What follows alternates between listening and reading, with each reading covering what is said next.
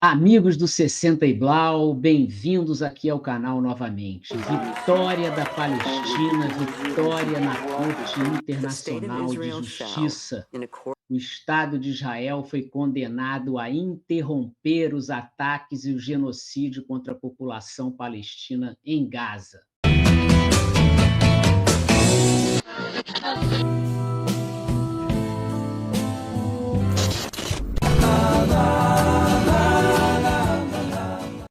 A decisão anunciada na manhã desta sexta-feira, dia 26 de janeiro, na Corte de Haia, na Holanda, foi uma decisão acachapante, uma derrota para o Estado de Israel.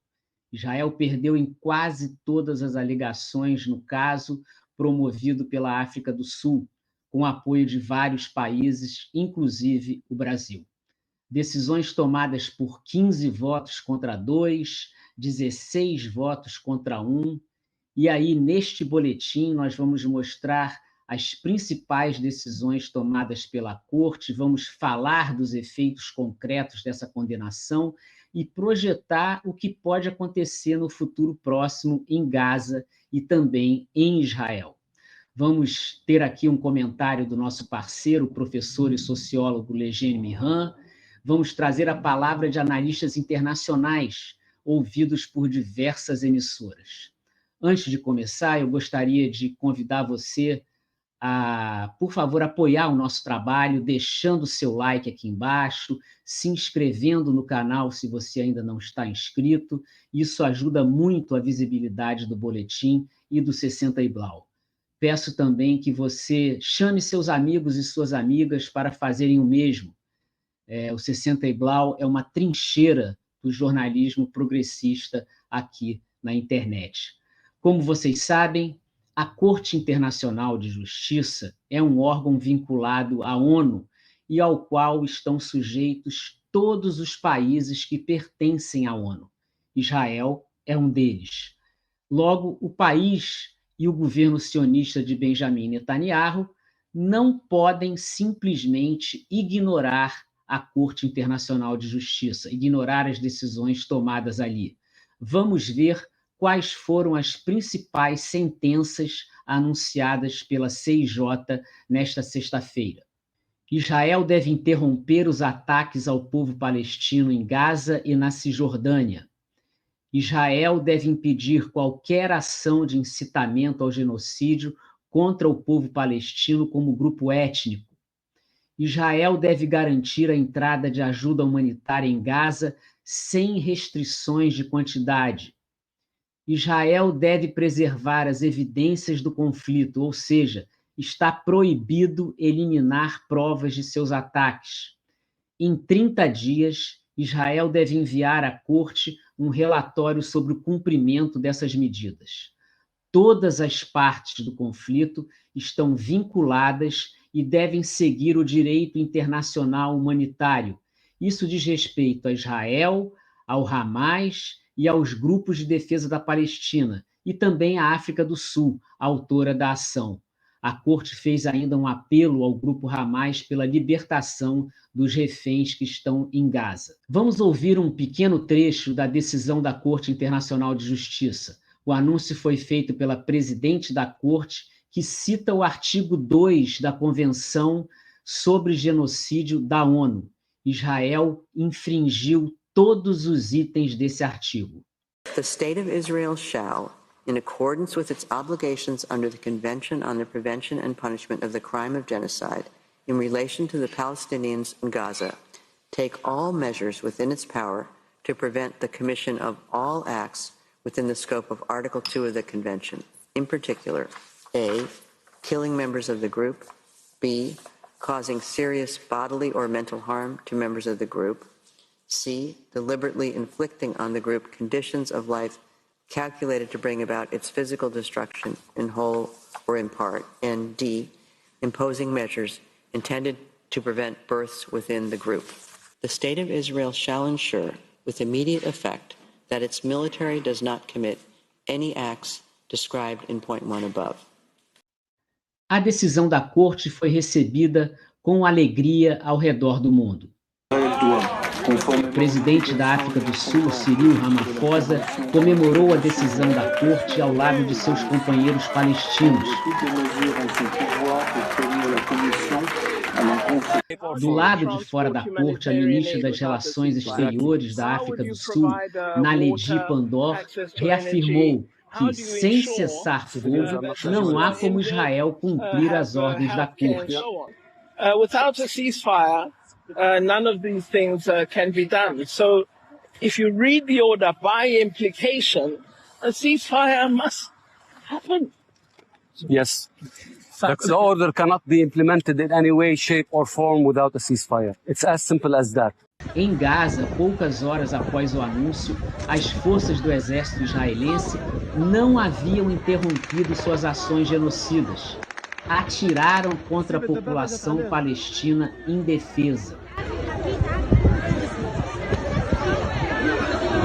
Aqui no Brasil, o professor e sociólogo Legene Mihan gravou um pronunciamento em seu canal no YouTube analisando a decisão da Corte Internacional de Justiça em Haia. Para o professor, a vitória é do povo palestino e a queda do governo de Netanyahu são ambas questões de tempo. A onda mundial mudou. Vamos ouvir o professor Legene Mihan. Esta foi a maior derrota que Israel sofreu no campo político, diplomático, seja lá da forma como você entenda, não é militar a vitória, mas foi a maior derrota de Israel desde 1948. Nunca, dizíamos já há muitos dias, Israel esteve tão isolada como agora. No entanto, não bastasse o seu isolamento, uma Corte de Justiça das Nações Unidas, e eles não podem não acatar. Eu quero ver eles dizerem que não vão acatar. Correm o risco de serem banidos das Nações Unidas.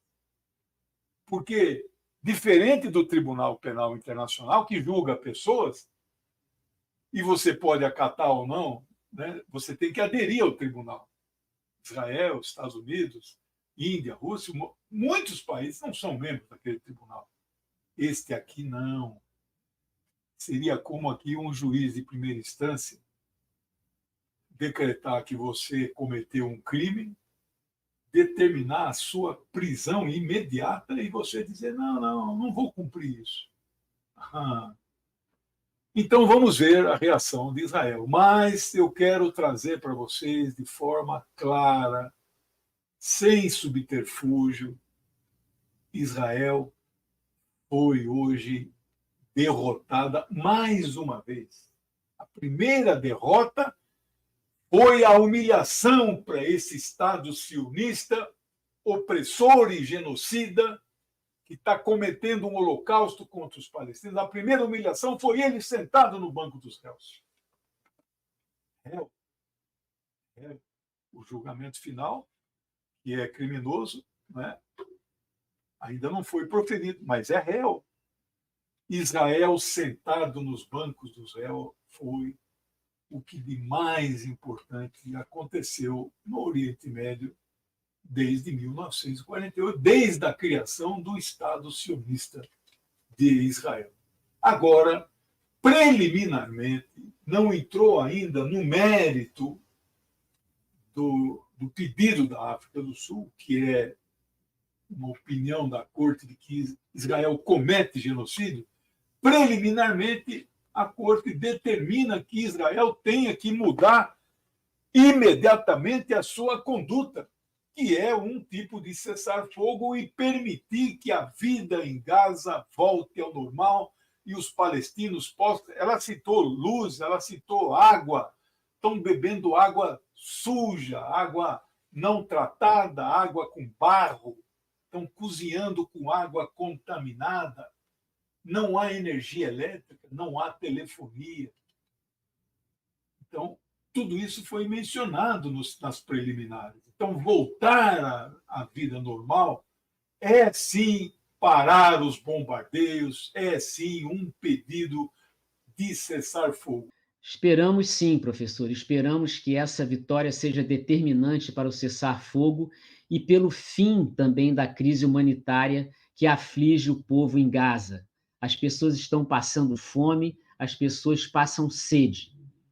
Diana Butto, ex-assessora da Autoridade Nacional Palestina, acredita que o momento é de manter a pressão e o boicote a Israel e as empresas que apoiam o sionismo internacional. We will likely see that Israel is going to ignore this ruling. It's then imperative to take it to the UN Security Council. But all the while, it's very important that we continue to boycott Israel, to divest from Israel, and to push for sanctions, that the global BDS movement should be growing at this point to make sure that the age of Israeli impunity finally comes to an end.